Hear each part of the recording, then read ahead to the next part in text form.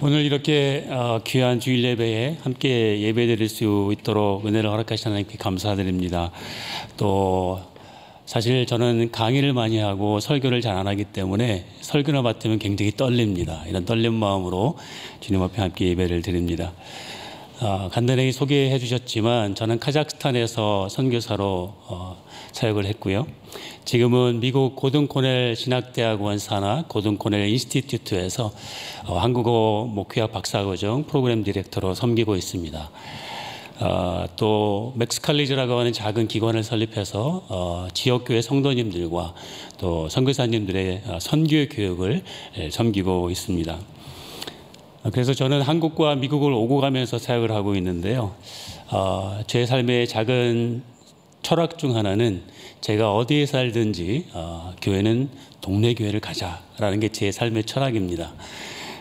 제가 4년 전부터 이 삼일교회 바로 윗동네에 중림동이라고 있어요. 혹시 중림동 주민 계신지 모르겠는데 그 중림동에서 살게 되면서 삼일교회를 출석하고 있습니다. 그래서 어떤 분은 아마 이런 분이 계실지 몰라요. 저분 어디서 많이 본 것 같은데 라는 분이 계실지 모릅니다. 맞습니다. 예배 끝나고 길 건너 식당에서 점심 먹고 있었던 사람이 바로 저 맞습니다. 다음에 저를 보시면 제가 맛있는 메뉴로 골라서 대접을 해드리도록 하겠습니다. 인사가 좀 길어졌는데요. 우리 함께 잠깐 기도하겠습니다. 존귀하신 주님, 오늘 우리를 주의 성전으로 불러주셔서 찬양받기에 합당하신 주님을 예배하게 하시니 감사합니다. 이 시간 우리의 형편을 아시는 주님께서 주어진 말씀을 통하여 우리 각 사람에게 말씀하여 주시고 그 말씀에 세임 얻는 귀한 시간 되게 인도하여 주옵소서. 예수님의 이름으로 기도합니다. 아멘. 올해 삼일교회 표어는 표대를 향하여입니다. 여러분들 기억하시죠?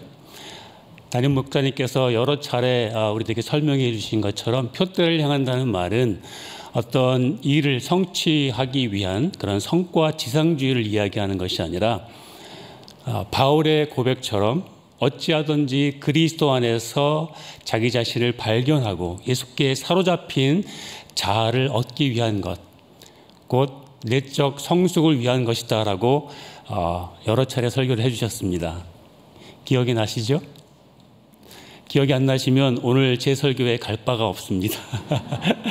표대를 향하여라는 그런 말씀에 기초해서 우리가 오늘 말씀을 함께 생각해 보려고 합니다. 표대를 향한다는 것은 우리들에게 참 중요한 것인데 표대에 다다르기 위해서 우리에게 필요한 삶은 또한 어떠한 삶일까라는 것이 궁금해지기 시작했어요. 그러면서 제 삶에 또 제 기억에 요셉이라는 인물이 떠오르기 시작했습니다. 우리가 잘 아는 요셉입니다. 요셉은 창세기 3분의 1에 해당되는 그런 분량에 이르기까지 많은 스토리를 담고 있는 것이 요셉의 이야기인데 그 이야기가 표대를 향하여 가는 우리들에게 과연 어떠한 삶을 사는 것이 표대를 향하여 가는 삶인가라는 것을 말씀해 주고 있지 않을까라고 궁금해지기 시작했습니다. 그래서 오늘 초점 있는 삶, 다시 말하면 초점 있는 삶을 우리가 어떻게 살 수 있는지 요셉의 스토리를 통해서 우리가 하나님의 은혜를 얻어보길 원합니다. 요셉의 이야기가 우리에게 던지는 첫 번째 메시지는 하나님은 우리 삶에 많은 경험들과 사건들을 허락하셔서 우리를 초점 있는 삶으로 인도하신다는 것입니다. 다시 말하면 우리가 살아가면서 경험하는 많은 사건들과 또 경험들이 있죠.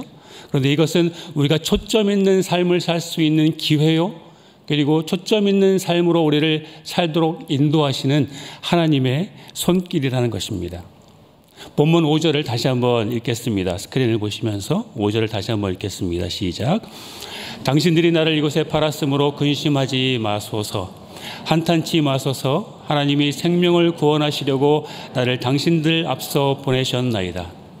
이 5절의 말씀은요, 그의 삶을 통해서 경험했던 수많은 사건들과 사고들과 위험들을 경험했던 그 삶의 마지막 순간에 그의 삶이 농축된 그런 요셉의 고백입니다. 그의 궁극적인 고백입니다. 그러면 요셉은 어떠한 삶을 살았을까요? 요셉이 처음 등장한 것은 창세기 37장입니다. 창세기 37장을 보시면 요셉이 이제 야곱의 12아들 중에서 11번째 아들로 그렇게 등장을 합니다. 그의 나이 17세입니다. 그는 아버지의 사랑을 독차지했다라고 말씀하죠. 그래서 아버지가 너무 사랑한 나머지 그에게 채색 옷을 입혔어요. 아주 컬러풀한 옷을 입혔습니다. 또 그가 곡식단의 꿈을 꾸면서 형들에게 그 꿈을 해몽해 줬더니 형들이 우리 단이 너에게 절을 하더냐라는 것으로 미움을 사면서 왕따를 당하는 삶을 살았습니다. 결국 형들에 의해서 구덩이에 던져졌고 이스마엘 상인들에게 팔려서 애굽의 노예가 되는 신사가 되었습니다. 또 창세기 39장부터 보니까 요셉은 애굽 시대장 보디발의 종이 되었고요. 그리고 우리 잘 아는 대로 보디발의 아내의 모함에 걸려서 옥에 갇히는 신사가 되었습니다. 그리고 그 옥에서 관원장의 꿈을 해석해 주는 일을 했지만 이 꿈을 꾸고 그리고 해석해 준 이후에 나를 기억해 달라고 부탁을 했음에도 불구하고 그는 잊혀진 존재가 되었습니다. 결국 나이 30세에 바로의 꿈을 해석해 주므로 애국의 총리가 되지요. 그리고 그 꿈은 7년 흉년, 7년 풍년, 풍년이 먼저죠. 풍년 그리고 흉년의 꿈을 해몽해 주었습니다. 그리고 7년의 풍년 동안에 많은 곡식을 거둬들였고 이제 7년의 흉년이 돌아왔을 때 드디어 그는 헤어졌던 형제들이 그의 앞에 찾아오는 것을 경험했으나 그는 그의 감정을 숨기고 그들을 시험하기에 이릅니다. 그리고 본문 45장에 이르러 그의 정체를 밝히고 형제들을 용서하는 사건을 경험합니다. 그리고 그의 삶의 마지막을 다루었던 창세기 46장부터 마지막 장에는 이제 아버지 야곱과 다시 한번 상봉을 하면서 궁극적으로 형제들을 용서하는, 그래서 110세의 그의 나이까지 최선을 다했던, 그러나 여러 가지 삶을 경험을 했던 생을 그려주고 있습니다. 그야말로 요셉은 참 파란만장한 삶을 산 것 같아요. 이처럼 하나님은 요셉에게 꿈, 종살이, 죄수, 총리, 그리고 한 아버지의 아들이라고 하는 그러한 여러 가지 사건들을 통해서 이 모든 과정을 활용해서 요셉의 삶에 개입하셨어요. 여기에 한 가지 원리가 등장을 합니다. 하나님께서는 평생이라는 시간 동안에 여러 사건들을 통해서 우리를 빚어가신다는 것입니다. 하나님은 평생이라는 시간을 통해서 크고 작은 여러한 일들, 사건들, 경험들을 하게 하시면서 하나님은 우리를 빚어가신다는 거예요. 오늘 이 자리에 계신 성도님들도 지금까지의 삶을 뒤돌아보면 본인의 삶을 또 자신을 만들어 주었던 몇몇 중요한 그러한 사건들, 경험들을 아마 기억하실 것입니다. 어떤 분들에게는 그것이 긍정적인 경험일 수도 있고요. 어떤 분들에게는 그것을 다시 한번 기억하기도 힘든 그런 뼈아픈 부정적인 경험이었을 수도 있습니다. 저도 제 삶을 돌아보면 저의 인격을 만들어 주었던, 저를 성숙의 길로 안내해 주었던 몇몇 사건들을 간직하고 있습니다. 그런데 우리가 여기서 놓치지 말아야 할 것이 있습니다. 이렇게 삶의 많은 경험들과 그리고 사건들이 자동적으로 우리를 초점 있는 삶으로 만들어주지는 못한다는 거예요. 우리가 요셉의 이야기를 보면서 하나님 분명 요셉을 다루시기 위해서 많은 사건들을 활용하셨지만 그것이 자동적으로 요셉으로 하여금 성숙한 주의 백성 되게 한 것이 아니라 그가 어떻게 반응했느냐에 따라서 그 결과가 달라졌던 것을 보게 합니다. 본문 5절과 같은 고백을 그가 할 수 있었던 것은 모든 사건을 우연으로 덮어두지 않고 올바르게 반응함으로 초점 있는 삶을 살 수 있는 그 기회로 삼았기 때문이라는 것을 우리는 알 수 있습니다. 그는 어떻게 했을까요? 어떻게 반응했길래 그의 삶의 우여곡절이 그로 하여금 성숙된 초점 있는 삶을 살게 했을까요? 하나님과 그분의 말씀 앞에 자신을 성찰하는 자세를 가졌습니다. 말씀 앞에 성찰하는 자세를 가졌습니다. 보디발의 아내의 유혹중에 빠졌을 때에도 그는 이렇게 고백합니다. 내가 어찌 이 큰 일을 이 큰 악을 행하여 하나님께 범죄하리이까? 억울하게 감옥살이를 하던 중에도 꿈의 해석을 해 주었음에도 그가 잊혀진 존재가 되었지만 그는 꿈의 해석은 하나님께 있지 아니하니까라고 이야기합니다. 애굽의 총리가 되어서 두 아들을 낳았을 때에도 하나님이 나로 모든 고난과 나의 아버지의 온 집을 잊어버리게 하셨다 하며 하나님이 나로 수고한 모든 땅에서 창성하게 하셨다. 또 본문 5절 말씀에 자신을 판 형들 앞에 섰을 때에도 하나님이 생명을 구원하시려고 당신들을 앞서 보내셨나이다. 요셉이 그의 아버지 야곱을 장사한 후에 형들을 궁극적으로 용서하고 했던 말도 당신들은 나를 해하려 했으나 하나님은 그것을 선으로 바꾸셨습니다 라고 하나님 중심으로 이야기하는 것을 보게 되죠. 요셉은 무슨 일을 당하든지 어떠한 사건을 당하든지 사건의 중심에 하나님을 둘 줄 알았습니다. 때마다 일마다 당하는 모든 일들 가운데 자신이 말씀을 자신의 상황 속에 비출 줄 아는 그런 자세를 가졌던 것이죠. 그래서 요셉의 삶을 성찰이라고 하는 그 렌즈로 바라보게 되면 한 가지 패턴이 발견되는 것 같습니다. 한 4가지의 패턴이 발견되는 것 같은데요. 첫 번째로 우리는 사건을 경험하게 되죠. 어떠한 사건이 찾아옵니다. 무슨 경험이 찾아옵니다. 이것은 우리가 현실이라고 얘기할 수 있죠. 현실이 찾아옵니다. 현실이 찾아오면 여러분 어떻게 반응하세요? 가장 먼저 우리는 인간인지라 감정이 먼저 반응하게 되죠. 그죠? 감정이 욱하거나 감정이 요동치게 됩니다. 이것은 우리가 인간적이기 때문이지만 결국 하나님이 감정이라는 것을 우리에게 주셨기 때문에 우리가 감정이 먼저 반응하는 것은 자연스러울 수도 있습니다. 그런데 감정이라는 것은요, 참 재미있고 흥미로워서 우리가 상황을 창조적으로 만들지 못하게 하는 위험성이 있는 게 또 감정인 거예요.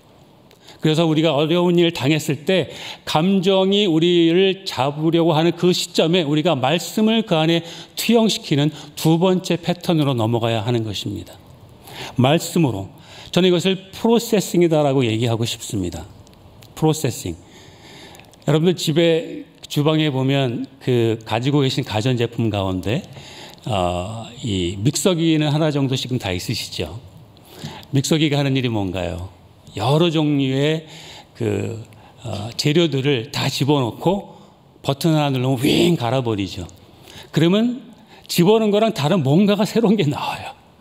이게 프로세싱이라는 거예요. 뭔가 사람의 어려운 재료를 말씀 앞에 넣고 갈았더니 이상한 게 나오는 거예요. 근데 그게 바로 깨달음이라는 것입니다. 말씀을 통해서 깨달음이 나오게 되면 우리가 그 깨달음을 가지고 상황을 재해석할 수 있게 된다는 거죠. 그 2번째가 이제 프로세싱이라는 거예요. 현실이 있고 프로세싱이 있고 그리고 3번째는 깨달음이 주어지게 되죠. 그 말씀은 이것을 어떻게 다루는지를 알려주는 재해석할 수 있는 근거 자료를 우리에게 주게 됩니다. 그게 3번째 패턴이라고 생각을 합니다. 그리고 나서 우리가 해야 되는 것은 그것을 덮어두고 다시 옛 삶으로 돌아가는 것이 아니라 그것을 현실에 적용해 보는 거죠. 내 감정은 이랬으나 말씀의 깨달음이 이거였어요. 그러면 우리는 말씀을 적용해야 되죠. 그래서 현실, 프로세싱, 깨달음, 적용. 이러한 패턴이 요셉의 삶에 있었다라는 것을 우리가 발견해 볼 수 있습니다. 기독교 영성훈련가인 달라스 윌라드는 그에 져서 The Spirit of Disciplines라는 책에서 성찰을 이렇게 정의합니다. 성찰이란 하나님의 말씀과 자신의 삶을 깊이 있게 생각하고 그 의미를 발견하는 과정이다.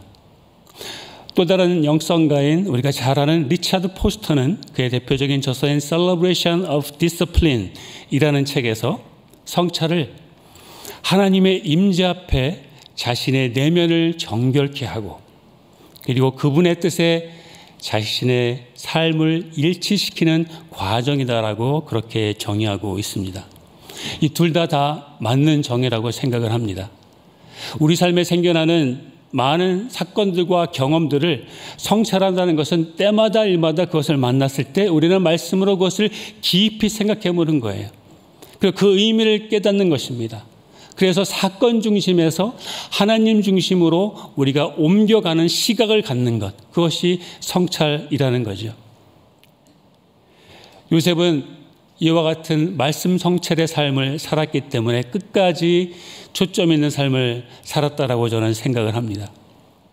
그래서 우리가 어떠한 일을 당했을 때, 또 환난이 찾아왔을 때 정말 또 아이고 나는 또 실패했구나, 또 이런 일이 나에게 오다니라고 하는 그런 감정이 북받쳐 오르는 그런 시간에 우리가 다시 한번 잠잠히 그 사건으로 돌아가서 나는 어떻게 반응했고 그 과정은 어떠했고 또 말씀은 나에게 그 사건에 대해서 무엇이라고 말씀하고 있으며 그러므로 나는 무엇을 배웠어야 했는가를 뒤돌아보는 것, 그와 같은 말씀 성찰의 삶을 사는 것이 필요하다라고 말씀합니다.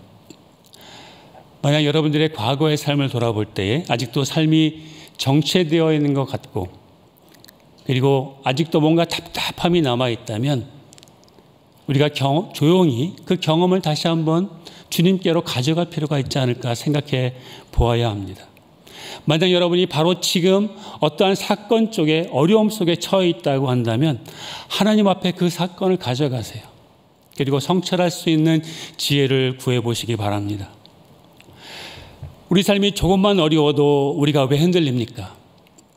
그토록 많은 일을 경험해도 이 성깔 왜 변하지 못합니까? 이거는 저에게 하는 얘기예요. 영어의 표현으로 behind the wheel 캐릭터라는 것이 있어요. 이게 뭐냐면 평상시에는 멀쩡하다가 차 타고 운전하면서 운전대만 잡으면 나타나는 성격이 있어요. 평상시에는 정말 좋은 사람이에요. 근데 운전대만 잡고 혼자 어디 가잖아요. 그러면 손가락질하면서 빵빵거리고 왜 저기서 우회전을 안 하는 거야? 뭐 거기서부터 시작해서 평상시에는 나오지 않는 성격이 있다라는 표현이 있습니다. 왜 변하지 않는 성격이 우리에게 있을까요? 여러 요인이 있겠지만 오늘 우리가 요셉의 삶을 통해서 볼 때에 말씀으로 씨름하지 않기 때문 아닐까라는 생각을 해보아야 한다는 거죠. 말씀으로 씨름하지 않았기 때문입니다. 말씀으로 성찰하지 않았기 때문이에요. 하나님의 말씀은 길이요 진리요 생명입니다. 그래서 하나님의 말씀은 살았고 운동력이 있어서 우리의 생각과 마음을 쪼개는 능력이 있다라고 말씀하세요. 여러분들 믿으십니까? 우리 다 함께 히브리서 4장 12절을 우리 한 목소리 한번 읽겠습니다. 앞에 있는 성역 구절을 보시면서 시작. 하나님의 말씀은 살았고 운동력이 있어 좌우의 날선 어떤 검보다 예리하여 혼과 영과 육과의 관절 골수를 찔러 쪼개기까지 하며 또 마음의 생각과 뜻을 감찰하나니. 아멘. 우리 앞에 있는 수많은 유혹거리들과 그리고 우리를 흔들어 놓는 사건들 앞에 우리가 초점을 잃지 않을 수 있는 유일한 방법은 바로 말씀을 붙잡는 겁니다. 그리고 그 말씀으로 성찰해 보는 거예요. 말씀을 가지고 씨름해 보는 것입니다. 그것이 순간적으로 일어나든 아니면 주기적으로 내가 작정하고 계속해서 씨름하는 기간을 갖든 우리는 말씀으로 우리 삶의 방향타를 삼는 것, 인격의 바로미터를 삼는 것, 그것이 초점 있는 삶으로 우리를 인도해 준다라는 것입니다. 제 삶을 볼 때에도 제가 조금 전에 비하인드 오브 캐릭터를 말씀드렸지만 제 삶 속에 말씀으로 씨름했던 잊지 못할 그런 경험이 있습니다.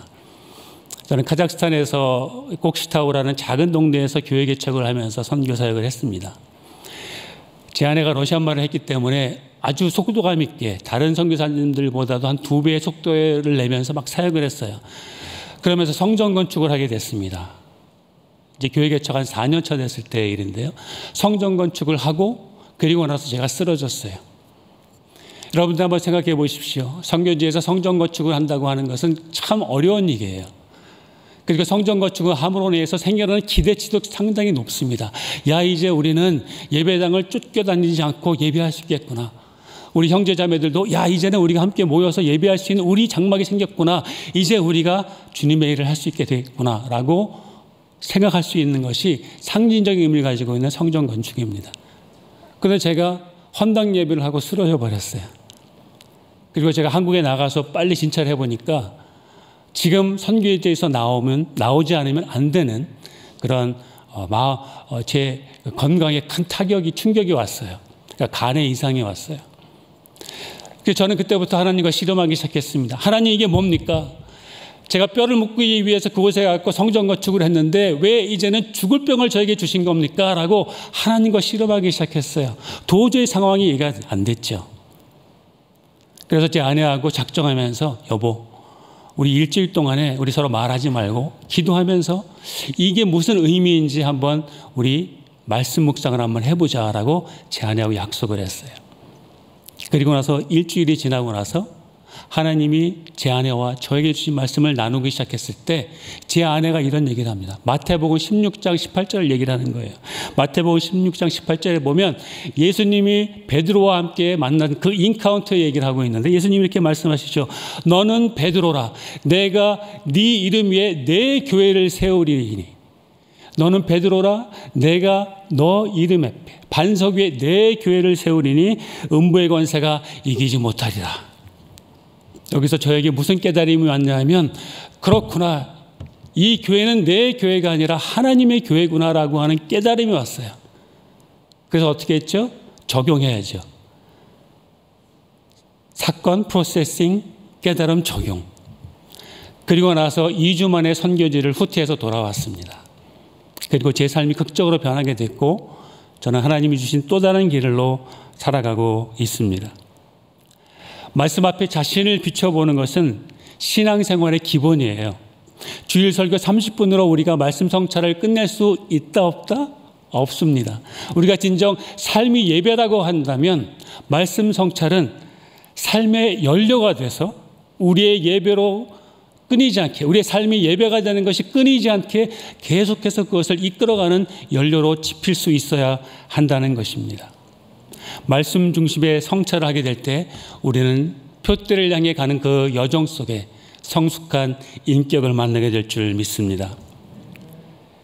요셉의 이야기가 우리에게 던지는 두 번째 메시지는 이와 같은 많은 경험들과 사건들을 경험하면서 우리가 보냄받은 자리에서 최선을 다하는 것과 초점 있는 삶을 사는 것과는 아주 밀접한 연결고리가 있다는 거예요. 하나님 우리를 보내시는 자리 가운데 최선을 다하는 것, 그것은 초점 있는 삶과 굉장히 연결되어 있다는 겁니다. 다시 한번 본문 8절을 읽겠습니다. 우리 앞에 보시면서 8절, 제가 6절이라고 말씀드렸는데요. 우리 8절이 되겠습니다. 제가 읽을게요. 그런즉 나를 이리로 보낸 자는 당신들이 아니요 하나님이시라. 하나님이 나로 바로의 아비를 삼으시며 그 온 집의 주를 삼으셨으니 애굽 온 땅의 치리자를 삼으셨나이다. 자, 우리가 이쯤 되면요, 이렇게 고백하는 요셉의 이야기를 들으면요, 아, 그렇구나. 요셉이 총리가 됐을 때 비로소 하나님의 위대한 일을 할 수 있었구나 라고 생각할 법합니다. 그렇죠? 그도 그럴 것이 당시 애굽은 정치적으로, 경제적으로, 그리고 문화적으로 전성기를 구가했어요. 그리고 거기에 바로가 신적인 존재로 있었습니다. 그런데 요셉이 그 바로의 아비가 됐고 그와 같은 애굽을 치리하는 실권자가 됐다고 할 때 우리가 박수를 보내지 않겠습니까? 그렇죠? 요즘 말로는 킹 왕짱이 된 거예요. 그렇잖아요. 그런데 여러분, 하나님께서 요셉을 총리의 자리로 보내시기 전에 그의 삶이 어떠했는지를 우리가 본다면 상반된 경험이 먼저 있었던 것을 우리는 보게 됩니다. 다 함께 창세기 37장 13절을 읽습니다. 창세기 37장 13절 시작. 이스라엘이 요셉에게 이르되 내 형들이 세겜에서 양치지 아니하냐 너를 그들에게 보내리라. 요셉이 아비에게 대답하되 내가 그리하겠나이다. 자, 여기에서 어떤 경험입니까? 이제 요셉이 성경에 등장하면서 그의 아버지 야곱이 요셉에게 하나의 태스크를 줍니다. 아주 보잘것없는 일을 맡겨요. 아예 막내니까 11번째니까 어리니까. 근데 그 일은 심부름하는 일이었어요. 심부름꾼이었던 거예요. 양치는 형들이 잘 있는지 가서 보고 와라는 아주 단순한 심부름을 시킨 겁니다. 그런데 요셉은 그 심부름도 제대로 못해가지고 길을 잃어버렸어요. 또한 요셉은 애굽으로 팔려가서 종의 신사가 되어버렸습니다. 성경학자들은 종의 신사가 된 요셉을 스터디하면서 적어도 한 10년은 종살이를 했을 것이다라고 그렇게 봅니다. 요새는 5년이면 강산도 변한다고 하는데 10년 이상을 종살이를 한 거예요. 또 보디발한의 유혹 때문에 누명을 쓰고 그는 죄수의 신사가 되었습니다. 그리고 감옥에서 술 맡은 관원장의 꿈을 해석해 주었음에도 불구하고 이 꿈이 이루어지면 나를 기억해서 나도 감옥에서 좀 빼주십시오라고 요청했음에도 불구하고 관원장이 그것을 잊어버리게 됐죠. 그는 잊어버린 존재가 되었습니다. 그래서 우리가 본문 45장의 요셉의 모습과 그 이전의 요셉의 모습 간의 그 연속성에는 우리가 별로 귀를 기울이지 않습니다. 그렇죠? 그도 그럴 것이 잘 나갈 때가 중요한 거잖아요. 그죠? 총리일 때가 가장 멋지지 않습니까? 세상은 이와 같은 논리로 돌아갑니다. 우뚝 선 사람에게 주목을 하지요. 로또 인생에 관심을 갖습니다. 한 방으로 판세가 뒤집혔으면 됐지 과정이 뭐 중요하냐라고 말합니다. 그렇다면 요셉도 그렇게 했을까요? 그의 삶의 흑역사 같은 그 순간을 요셉은 그냥 그렇게 끝나게 두었을까요? 조금 읽었던 심부름하는 요셉의 이야기로 다시 한번 돌아가 보겠습니다. 우리 다 함께 창세기 37장 15절부터인데요. 15절, 16절, 17절을 읽겠습니다. 시작. 어떤 사람이 그를 만난즉 그가 그들에게 방언한지라 그 사람이 그에게 물어 가로되 내가 무엇을 찾느냐? 그가 가로되 내가 나의 형들을 찾아오니 청컨대 그들의 양치는 것을 내게 가르치소서. 그 사람이 가로되 그들이 여기서 떠났느니라 내가 그들의 말을 들으니 도단으로 가자 하더라. 요셉이 그 형들의 뒤를 따라가서 도단에서 그를 만나니라. 자, 아버지로부터 심부름을 받고 형들에게 가는 그 속에서 그는 길을 잃어버렸어요. 그렇죠? 아마 저 같으면은 아이고 이쯤 했으면 됐어. 이렇게 한낮에 태양볕에 찾지도 못하는데 돌아가면 되겠지. 아빠한테 얘기해서 이만하면 됐다라고 얘기하겠지라고 했을 거예요. 그런데 요셉은 그렇게 하지 않았습니다. 결국 그들을 만났다라고 얘기합니다. 그런데 더 놀라운 것은 15절 말씀을 보니까 내가 나의 형을 찾는다고 얘기해요. 아버지가 형들 찾는다가 아니라 이제는 15절 말씀에 이제는 내가 그들 찾는다라고 이야기합니다. 이것은 무엇을 얘기하냐면 심부름의 역할을 받은 이상 이제는 아버지의 목적이 아니라 나의 목적이 됐다는 거예요. 하나님은 이러한 사람을 찾습니다. 작은 일을 맡았을 때에 그것이 나의 마지막 일인 것처럼 해낼 줄 아는 사람. 창세기 39장을 보니까 감옥에 갇힌 요셉은 어떻게 반응했습니까? 비록 누명을 쓰고 그렇게 죄수 역할을 했지만 거기서도 맡은 바 임무에 최선을 다했어요. 모든 재반 감옥의 살림을 도맡아 하는 일에 최선을 다했습니다. 창세기 40장에서도 바로 술 맡은 관원장과 떡 굽는 관원장이 범죄해서 감옥에 들어왔을 때에도 옥중에서도 그들을 잘 섬겼다라고 말합니다. 짬밥이 더 많은 요셉이 자기 아래 것들을 섬긴 거죠. 거기에서도 최선을 다한 요셉의 모습을 보게 됩니다. 이와 같은 요셉의 자세가 우리에게 전하는 메시지는 분명하다라고 저는 생각합니다. 하나님께서 내 삶에 허락하신 크고 작은 사건들을 지날 때 나에게 맡겨주신 역할이 무엇이건 간에 그것에 최선을 다하는 삶, 그것이 우리를 초점 있는 삶으로 인도해 준다라는 사실입니다. 한결같이 최선을 다하는 것, 이것이 내 삶의 마지막 일인 것처럼 최선을 다하는 것, 종으로서, 죄수로서, 신하로서, 총리로서, 아버지의 한 아들로서 최선을 다했던 요셉처럼 그렇게 최선을 다하는 것, 그것이 초점 있는 삶으로 우리들을 인도해 준다는 교훈을 우리들에게 보여주고 있습니다. 다 하나님의 다루심에 올바르게 반응한 결과라고 할 수 있습니다. 그렇기 때문에 초점 있는 삶이라는 것은요, 순간순간 우리가 성실하게 사는 것의 집합체입니다. 초점 있는 삶은 보내심을 받은 그런 바로 그 자리에서 성실할 때 가능해지는 것입니다. 다시 말하면 사랑과 믿음과 섬김과 인내의 성품, 송 목사님이 그렇게 말씀하셨죠. 계시록을 묵상을 하면서 사랑과 인내와 섬김과 그러한 성품을 가질 수 있는 그 표대는 하루아침에 떨어지는 것이 아니라는 거죠. 무엇인가 내가 공덕을 쌓을 때 보상으로 주어지는 것도 아닙니다.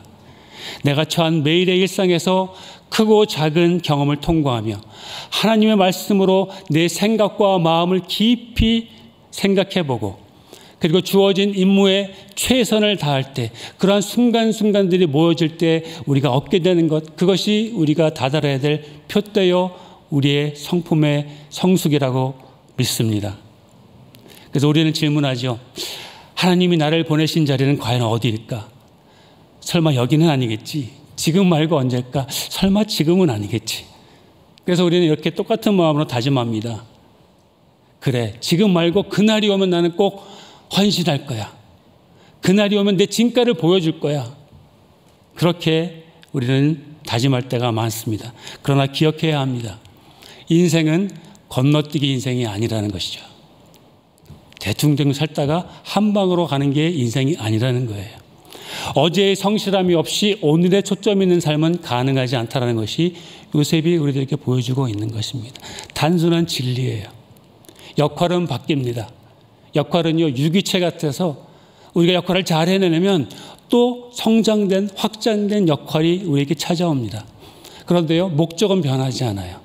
우리가 무슨 일을 하든지 그것이 크고 작은 일이든지 보냄받은 곳에서 최선을 다해서 성숙을 이루라고 하는 그 목적은 변함이 없습니다. 문제는 얼마만큼 맡겨진 일에 최선을 다하는가입니다. 이것을 우리가 선교의 영역으로 가져가도 우리는 놀라운 진리를 발견할 수 있어요. 선교의 주체는 누구입니까? 하나님이시죠. 믿으십니까? 아멘. 선교의 주체는 하나님이세요. 그래서 하나님은 선교의 주체로서 예수님을 세상에 보내셨어요. 예수님의 모습으로 인간이 되어서 우리 가운데 거하셨습니다. 그리고 예수님은 또한 무슨 일을 행하셨습니까? 제자들을, 교회를 세상으로 보내셨어요. 아버지께서 나를 세상에 보내신 것 같이 나도 너희를 세상에 보내노라. 그러면 세상에 보냄받은 교회는 누구입니까? 누구죠? 바로 저와 여러분들이에요. 아멘. 예수 그리스도로 구원받은 모든 사람들이 교회입니다. 그러면 보내시는 곳은 또한 어디입니까? 여기가 문제입니다. 바로 우리들이 살고 있는 가정과 사회로 보내신다는 것입니다.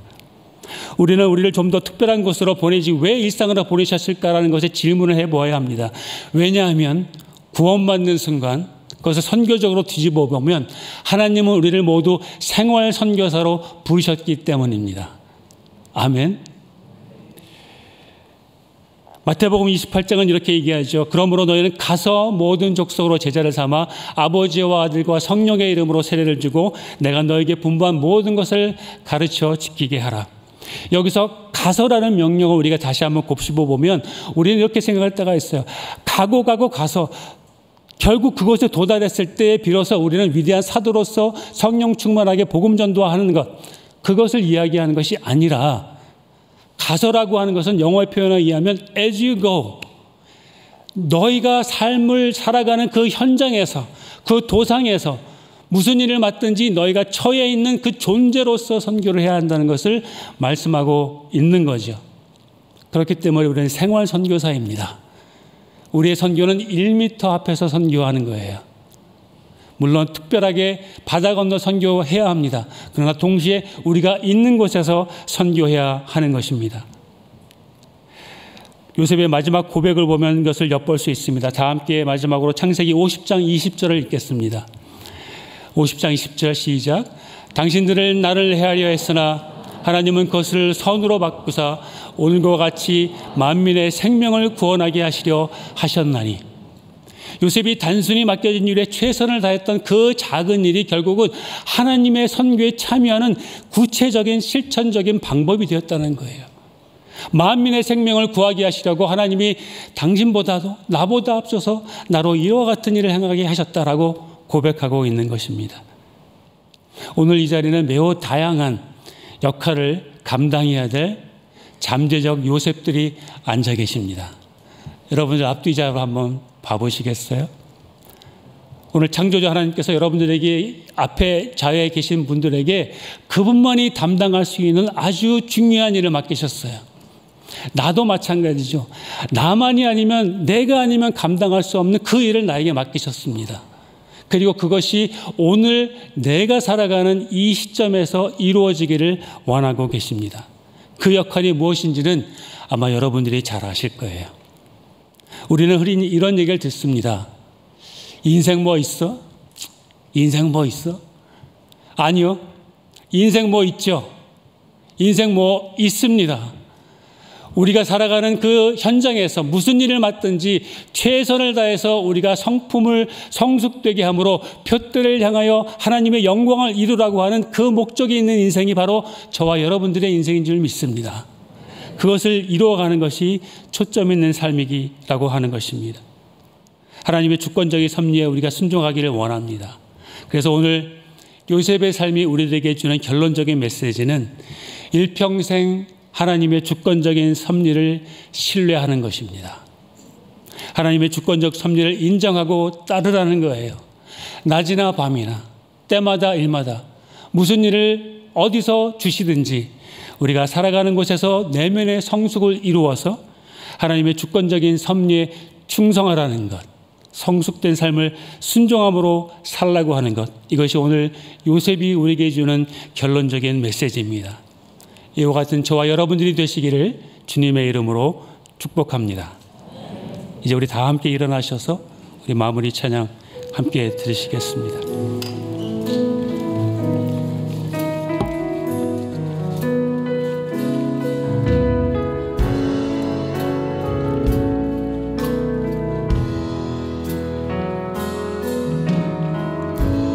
나의 소망 되신 주를 바라봅니다. 다시 오실 나의 왕 예수, 주를 기다립니다. 나의 소망 되신 나의 소망 되신 주를 바라봅니다. 다시 오실 나의 왕 예수, 주를 기다립니다.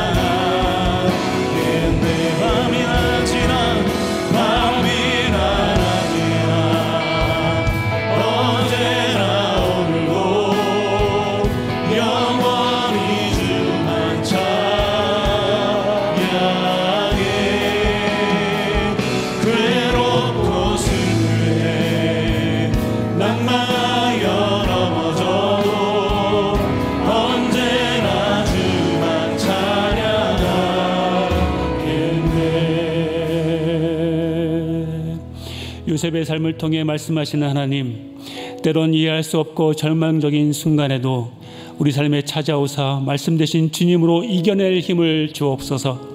주님께서 나에게 무엇을 맡기시든 때마다 일마다 최선을 다함으로 우리가 주의 그 표대를 향하여 성숙을 이뤄가는 우리 되게 하여 주옵소서. 일평생 나의 주님의 주권을 인정하고 주님의 섭리하심을 끝까지 신뢰함으로 초점 있는 삶을 사는 우리 모두 되게 하여 주옵소서.